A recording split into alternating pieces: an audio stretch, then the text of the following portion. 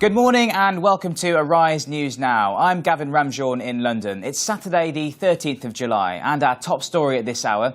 Tens of thousands of Egyptians have taken to the streets in Cairo in the early hours of this morning to demand ousted Islamist President Mohamed Morsi be reinstated.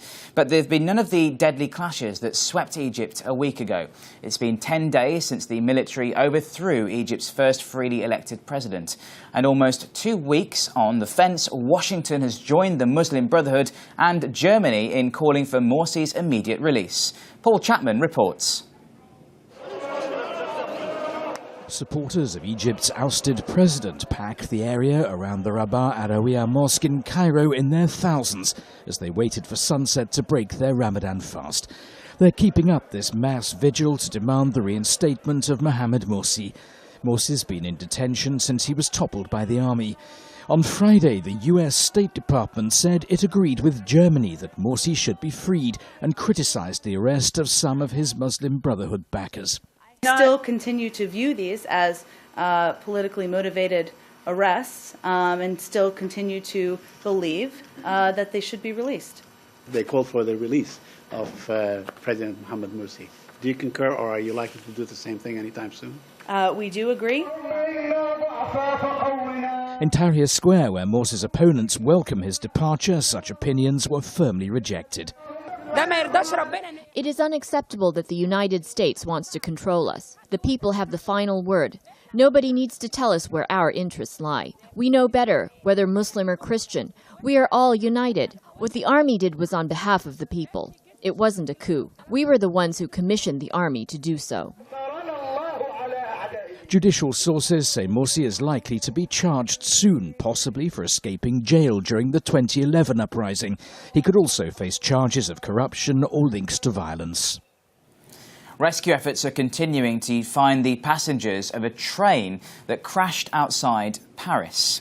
6 people have died, with up to 9 gravely injured in the train derailment.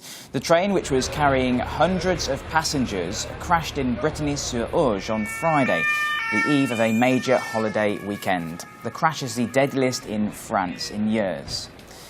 Police in the Canadian province of Quebec say they've now found 28 bodies following last weekend's train derailment and explosions at Lac-Mégantic. At least 20 people are still missing. A memorial service set for today has been cancelled because the small lakeside town's mayor says they're still in emergency mode and couldn't yet cope with an influx of mourners. Quebec's premier, in the meantime, has said the response from the head of the rail company responsible for the disaster is deplorable. Jason Mansoret reports.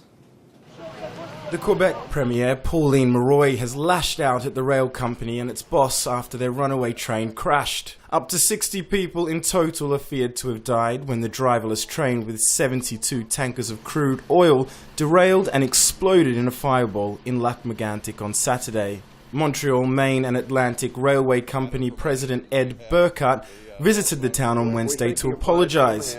But Quebec's Premier says it's too little, too late. I already commented on his behaviour and the behaviour of the company, and it was deplorable. To my mind, the leader of that firm should have been on the spot right at the beginning of this tragic accident. It seems to me that went without saying. He should have been there to better communicate with the population. They have many questions to ask, and also with the municipal authorities they have all kinds of questions. More than 200 investigators are working around the clock, sifting through the wreckage of what authorities say is a crime scene. The Quebec government is making $58 million worth of aid available to all of those affected by the accident. All but 200 of the 2,000 residents that fled their homes as the fires burned have now returned. Jason Mansoret, Arise News. To sport now, and England will have a chance to build on their second innings lead in today's 4th day of the first Ashes test against Australia. The hosts are 261 runs ahead at the moment. Stuart Broad should have been given out according to the umpire's decision. So that's all for now. We'll return you to our scheduled programming.